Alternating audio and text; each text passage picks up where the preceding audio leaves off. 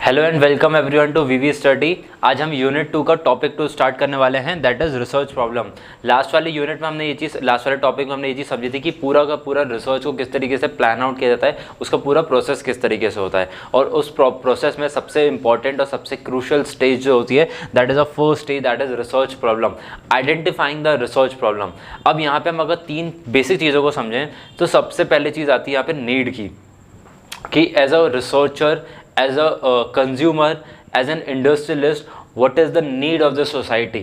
Society को किस चीज़ की नीड है और वो नीड किस तरीके से सोर्स बन जाती है, और जब उसके सोर्स फुलफिल नहीं होते तो वही एक आगे जाके प्रॉब्लम बन जाती है। मतलब कि हमारी नीड क्या है। अगर हम बहुत सालों पहले देखें तो ऑब्वियसली तब ऑटोमोबाइल नहीं था।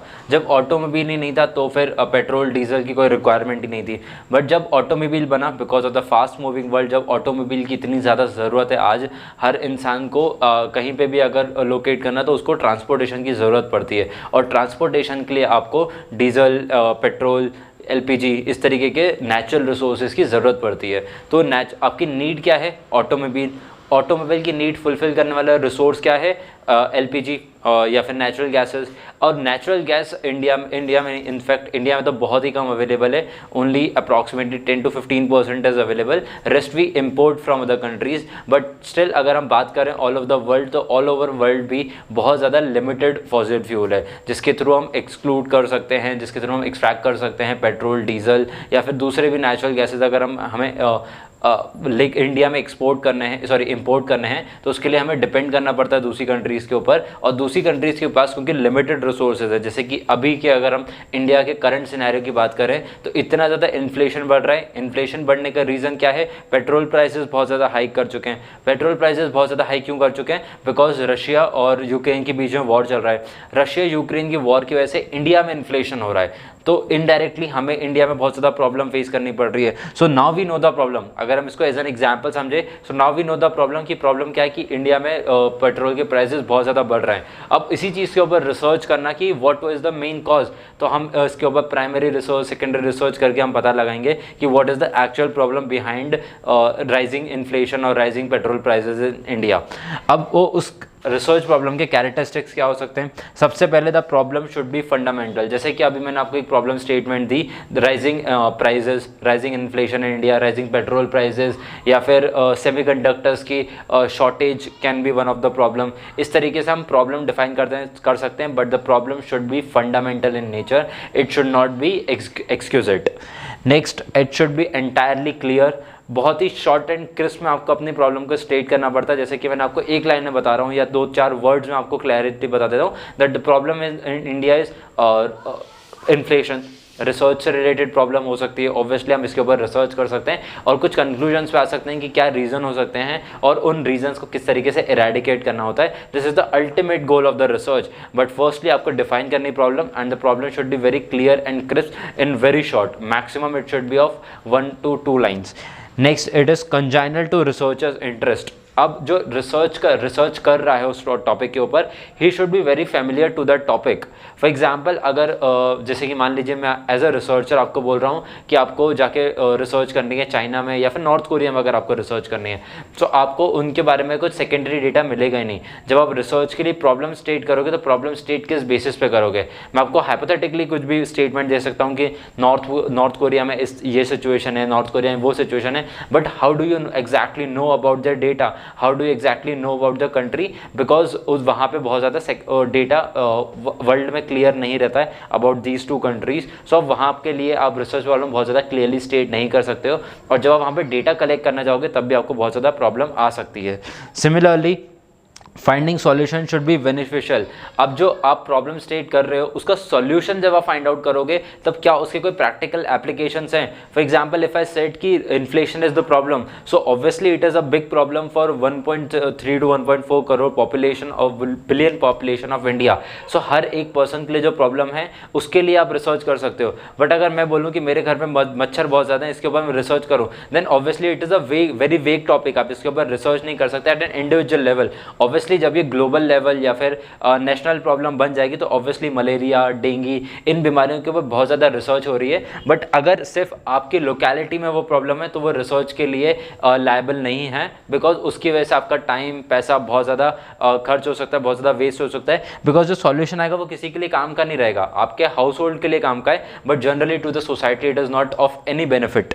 Lastly, problem should be under researcher of the sample. मतलब बेसिकली जब आप सैंपल में लेकर आ सको उस प्रॉब्लम को, मान लीजिए आपने प्रॉब्लम स्टेट करी है नॉर्थ कोरिया से रिलेटेड, अब नॉर्थ कोरिया में आपको जाके डेटा कलेक्ट करना पड़ेगा। ऐसा तो हो नहीं सकता कि आप रिसर्च प्रॉब्लम जो है आपकी वो नॉर्थ कोरिया से रिलेटेड है। If you want to find out the happiness index of North Korea, तो उसके लिए आप इंडिया में उसकी रिसर्च नहीं करोगे, इंडिया से सैंपल आप कलेक्ट नहीं कर सकते, आप ऑस्ट्रेलिया, अमेरिका से आप उसका डेटा कलेक्ट नहीं कर सकते, आपको नॉर्थ कोरिया जाना पड़ेगा।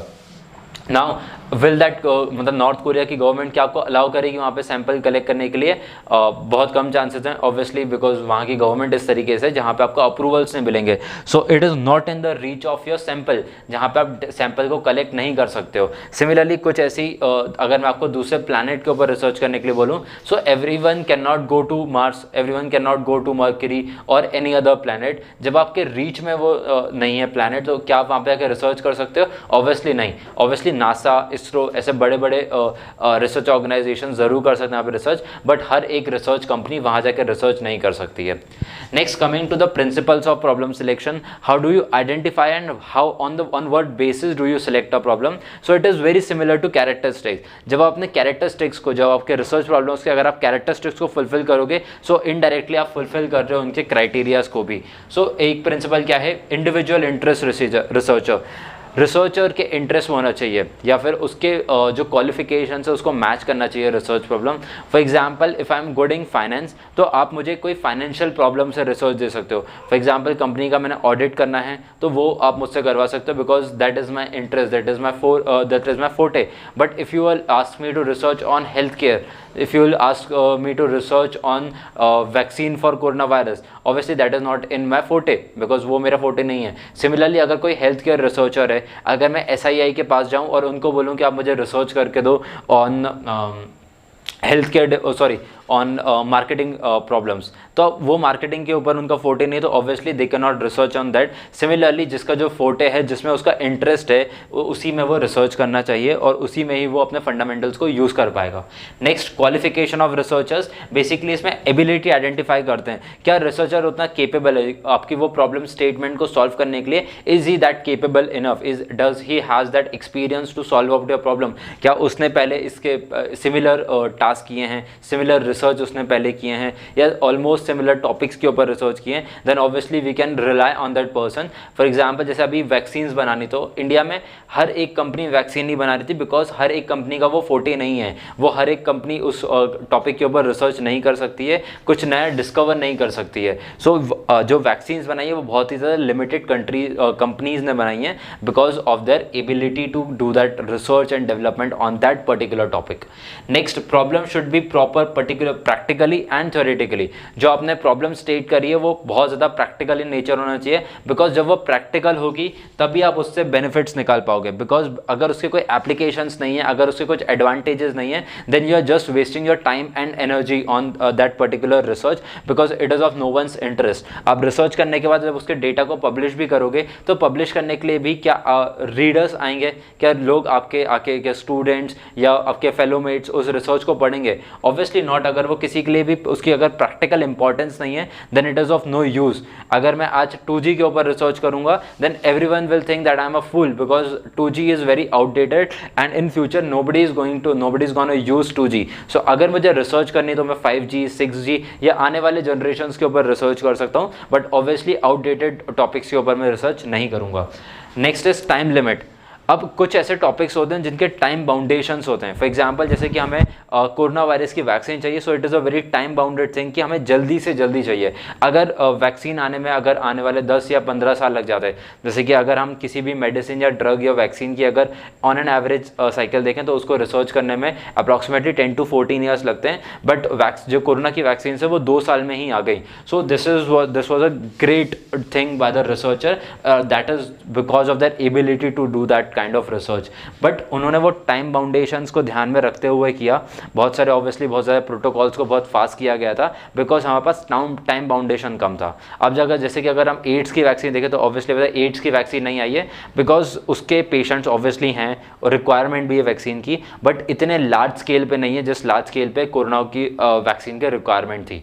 Lastly, various expenses. We have to understand the various expenses we are going to in the पूरा रिसर्च के प्रोसेस में, बिकॉज रिसर्च के प्रोसेस में सबसे पहले आपको रिसर्चर को पैसा देना है, जो आप लिटरेचर सर्वे करोगे उसके लिए पैसा देना है, डेटा जो आप कलेक्ट करना है डेटा कलेक्शन में आपको बहुत ज़्यादा पैसा खर्च करना पड़ सकता है, उसके बाद उसका एनालाइज करने के लिए पैसा खर्चा करना पड़ सकता है, गवर्नमेंट अप्रूवल्स लेने पड़ सकते हैं। सो बहुत सारे एक्सपेंसेस वाले फैक्टर्स होते हैं जिनको आपको ध्यान में रखना होता है before you are starting the research, because एक बार आपने रिसर्च स्टार्ट कर ली तो अगेन आपके कैपिटल एक्सपेंडिचर होता जाएगा और एज अ कंपनी क्या आपके लिए वो एट द एंड क्या आपकी कंपनी के लिए बेनिफिट देने वाला है। If not then you have to stop your research at that very point. I hope things are clear now. If you think we are doing a good work then please click the like button.